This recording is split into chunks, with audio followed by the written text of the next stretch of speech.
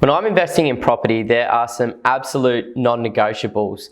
Everybody needs to have a plan, everybody needs to have a strategy, but there's some certain things that you really need to be focusing on in order to maximize the potential from your investment. So today's video, I'm going to break down the 5 pillars that every single successful investor should be focusing on. Now, lots of property investors focus on one or the other, or they incorporate a couple of these things.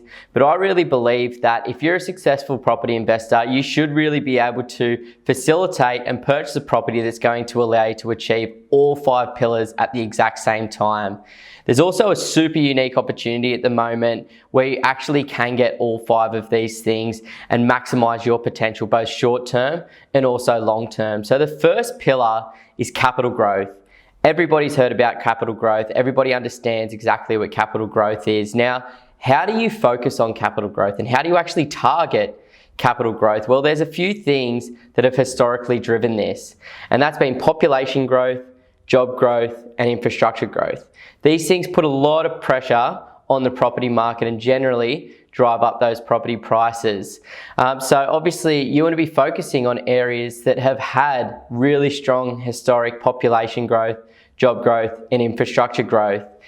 There's also data to suggest that over the long term, houses in Australia have outperformed units. There was a study done by CoreLogic which actually compared the performance of the two over a 25-year period, and the houses actually outperformed the units by 96%. So there's a really strong way to go out there and target some capital growth. On top of this, there was also another article done by CoreLogic where they looked at the performance of the major metro markets in Australia versus the major regional markets in Australia. And what was found is that over a 20-year period, the metro markets outperformed the regional markets by 85%.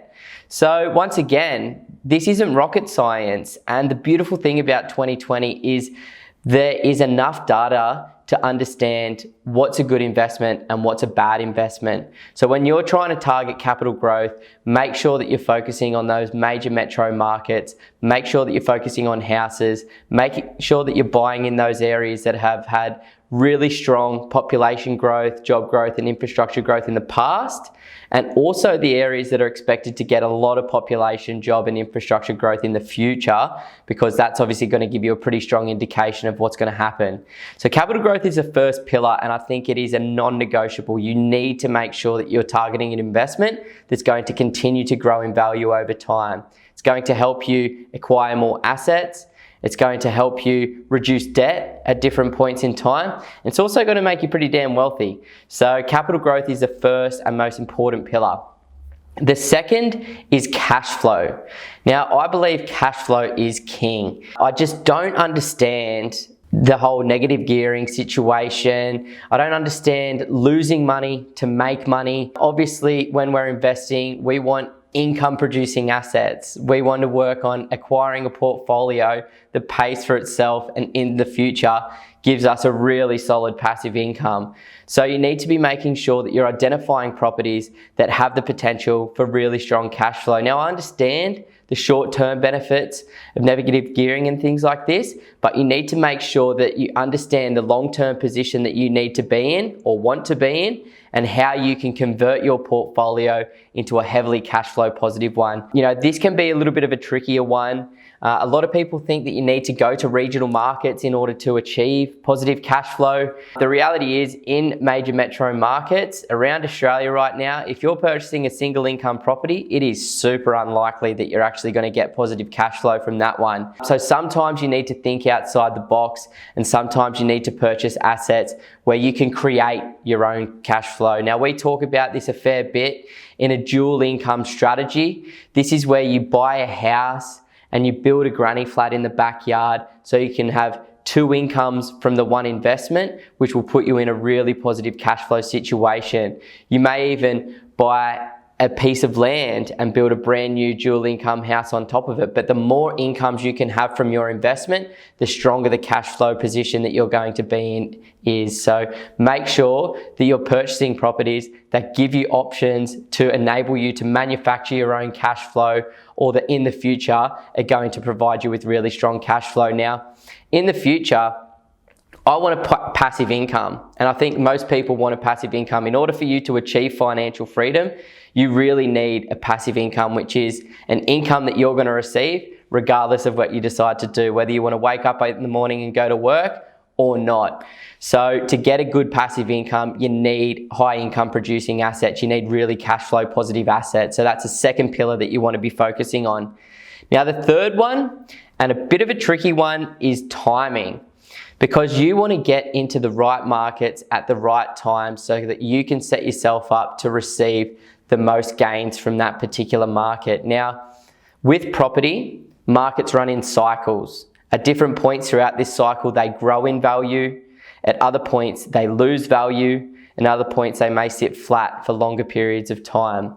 So you really want to be buying as close to the bottom as you possibly can. There's some awesome resources out there like HTW that do a monthly review and indicate which stage of the property cycle they believe certain markets around Australia are sitting at any given time. So you can subscribe to them for absolutely free, and they'll send you this report every single month for you to review. So that's when it comes to the local level and, short-term timing. But then there's also longer-term timing and global cycles, which can become a little bit more tricky. Now, we have a mentor and somebody that we really have a lot of faith in, and he's an Australian economist called Phil Anderson that talks about an 18.6 year property cycle.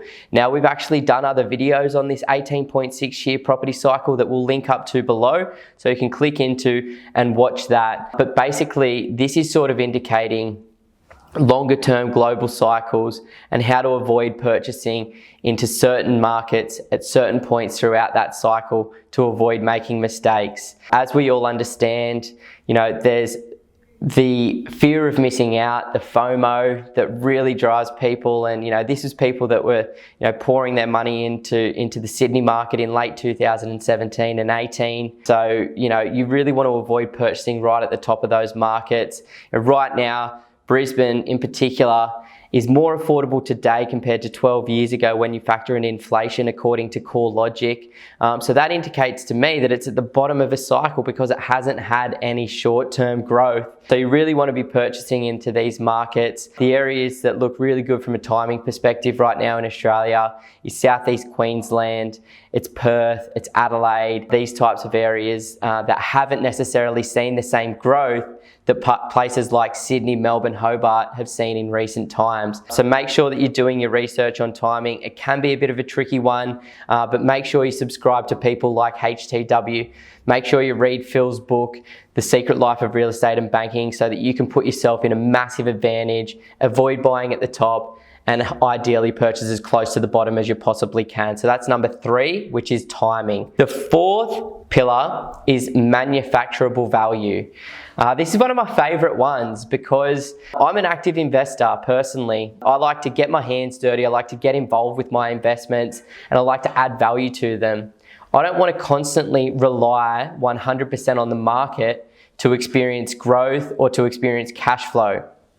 I'm willing to take matters into my own hands and to manufacture some value or manufacture some cash flow yourself. I think this is really important to get an investment, to get a property that's going to give you lots of options, because that's going to put you in a much stronger position if you don't start to see that capital growth, or if you've got a negatively geared property, having the ability to convert that into a positively geared property. It's one thing that's really forgotten a lot of the time, especially with people that go out there and buy off the plan units or off the plan townhouses or house and land packages.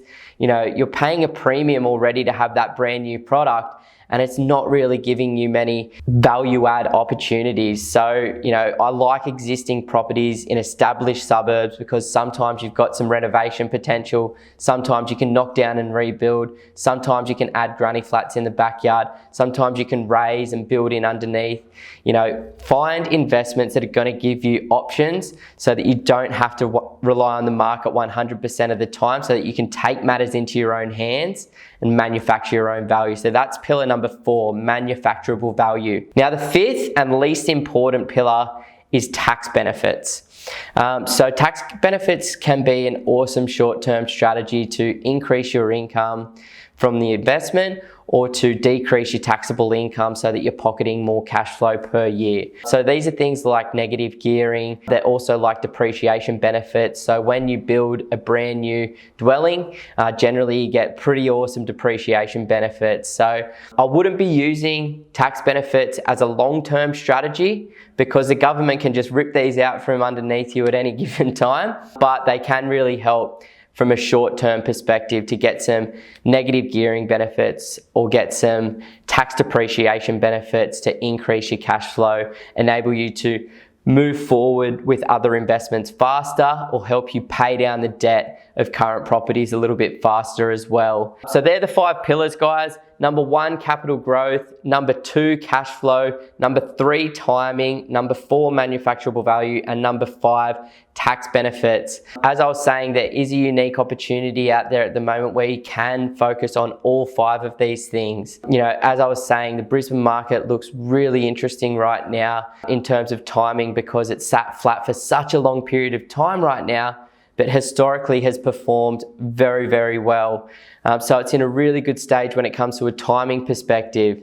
Long term, when you look at the performance of Brisbane, it's been really strong, with the last 20 years being at around 6.5% on average, and the last 50 years being around 9.5% on average, according to Homely. So we know this is the 3rd largest capital city in Australia, surrounded by the largest regional market in the Gold Coast and the 3rd largest regional market in the Sunshine Coast. So this looks really strong from a capital growth standpoint, and there is some parts in Brisbane where you can legally add granny flats in the backyard and rent them out separately. So this is incorporating the manufacturable value. It's also allowing you to get really strong positive cash flow, and by building your granny flat, you're actually going to be getting some depreciation benefits. So you can literally tick every single one of those boxes. Now, these opportunities don't last forever. Once the property values go up in Brisbane, the yields are no longer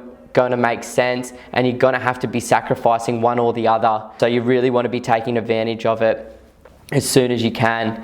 So if you really want to learn a little bit more about that, a little bit more about this unique opportunity, or a little bit more about these fundamentals to property investing, we are full service buyers agents that help a small number of people enter into the property market every single month.